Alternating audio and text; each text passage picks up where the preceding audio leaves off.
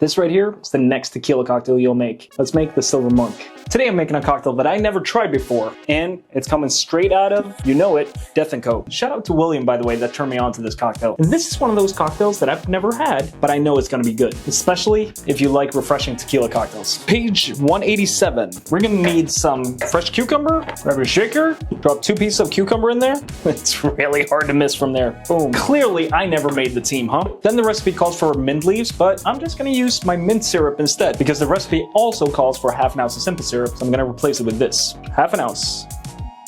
Pinch of kosher salt, but I have a saline solution, so I'm gonna do a little drop of that instead. Something like that. And if you want to know how to make those ingredients, I'll leave the recipes down below. And now, we're just gonna muddle this. See, the thing is, if you had mint in here right now, I wouldn't be muddling that hard because you don't have to pulverize mint. But with the cucumber, I don't mind crushing a little bit.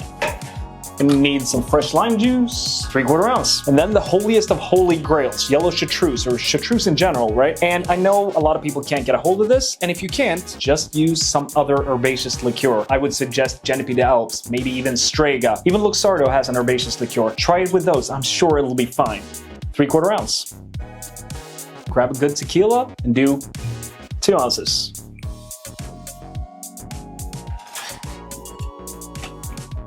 This cocktail was created by Phil Ward in 2007, and you might have heard of him. He created the Oaxaca Old Fashioned and the Final Ward. My girlfriend's first words were, "This is extremely refreshing," and it is. I mean, cucumber, the herbaceous notes from the yellow chartreuse. Can't believe I never made this one before, but I'm happy I did.